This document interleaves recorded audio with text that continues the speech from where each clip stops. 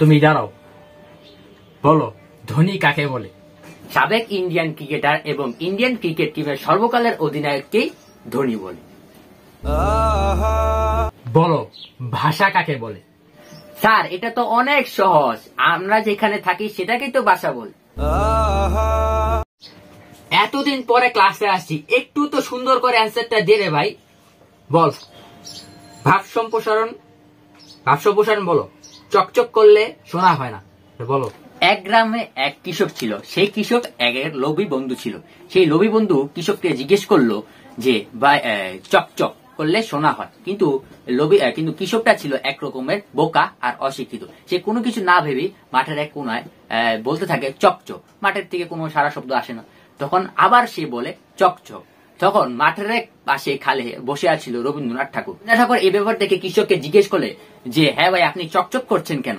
তখন কৃষক রবীন্দ্রনাথ ঠাকুরকে বলে আমার এক বন্ধু বলেছিল চকচক করলে শোনা হয়। আরে ভাই তখন রবীন্দ্রনাথ ঠাকুর বলে আরে ভাই চকচক করলে শোনা হয় না। তোমাদের এবার শেষ সুযোগ, যদি এবার না পারো তাহলে সব ক্লাস থেকে বের হয়ে যাবে। তাই তুমি বলো সাধু ভাষা কাকে বলে? স্যার যে ভাষায় সাধু থাকে, অর্থাৎ যে ভাষায় ভালো মানুষ থাকে তাকে সাধু ভাষা বলে। ভাই তোরা যদি অ্যান্সার দিতে না পারিস তাহলে উত্তর দিবি না।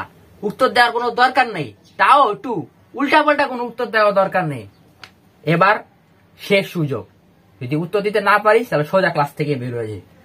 এই তুমি দাঁড়াও, বলো পাগল শব্দটা হচ্ছে পুরুষবাচক শব্দ, তাহলে পাগল শব্দটার স্ত্রীবাচক শব্দ কি? বলো। স্যার পাগলের আবার স্ত্রী আসবে কোত্থেকে? তো পাগল তো রাস্তা রাস্তায় ঘুরে বেড়ায়, আর পাগলকে বা বিয়ে কে করবে? সুতরাং পাগলের কোন স্ত্রী নেই, আর পাগলের স্ত্রী না থাকার কারণে পাগলের কোন স্ত্রীবাচক শব্দ নেই। হ্যালো পুলিশ স্টেশন, আমি সজ্ঞানে দুইটাকে মার্ডার করব, তাড়াতাড়ি আমাকে ধরে অ্যারেস্ট করতে আসুন, তাড়াতাড়ি। তোদের আমি খাইছি আজকে।